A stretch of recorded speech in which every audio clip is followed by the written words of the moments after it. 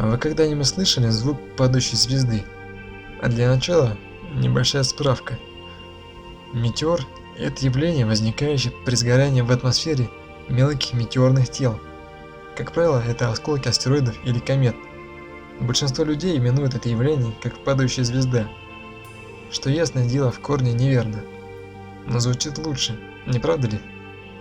Радиолокационный радар ВВС США в Техасе записали звуки, которые издавали метеоры Персеиды во время полета. Видеоряд представляет фотографии этих метеоров, которые были сделаны астронавтом Роном Гарном с борта МКС.